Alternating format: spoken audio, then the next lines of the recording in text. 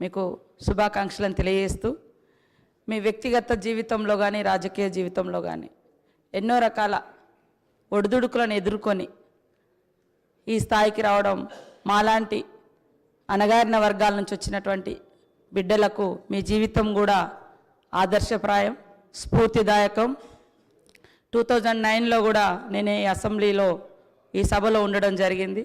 గత 5 years నుంచి మేమంతా పక్కపక్కనే ఒకే క్వార్టర్స్లో ఉండి మీరు ఎదుర్కొన్నటువంటి వ్యక్తిగత జీవితంలో మీ సతీమణి గారు కోల్పోవడం ఇట్లాంటివన్నీ కూడా మిమ్మల్ని చూసినప్పుడు మీరెంతో నిబ్బరంగా ఉన్నటువంటి తీరు ఇవన్నీ కూడా చాలా చెలించినటువంటి సందర్భం. ఈరోజు మిమ్మల్ని చూస్తే చాలా గర్వంగా ఉంది.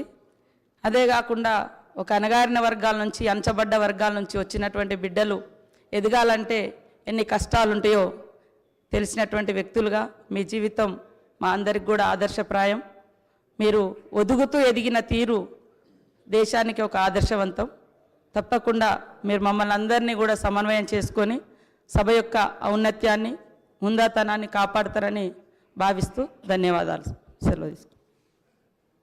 శ్రీ వి ప్రశాంత్ రెడ్డి గారు. అధ్యక్ష, మొట్టమొదటిగా తమరు 3వ తెలంగాణ శాసనసభ స్పీకర్గా ఏకగ్రీవంగా ఎన్నికైనందుకు తమరికి శుభాకాంక్షలు తెలియజేస్తున్నాను. అధ్యక్ష, మీ రాజకీయ జీవితం ఎంపీటీసీ నుంచి శాసనసభ్యుడిగా మంత్రిగా పనిచేసిన అనుభవం మీకు ఉన్నది. ఆ వివిధ వ్యవస్థల్లో అన్ని సభల్లో సమావేశాల్లో సభ్యుల యొక్క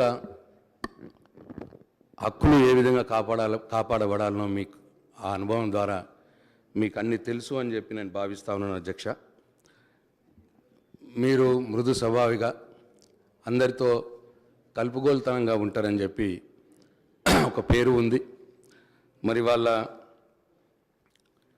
మా శ్రీనివాస్ యాదవ్ గారు అన్నట్టు ఈ రోజు నుంచి మీరు కాంగ్రెస్ పార్టీ వ్యక్తి కాదు అధ్యక్ష. ఈ సభలో మా అందరికీ మీరు తండ్రిలా ఉంటారని మేము భావిస్తూ ఉన్నాం.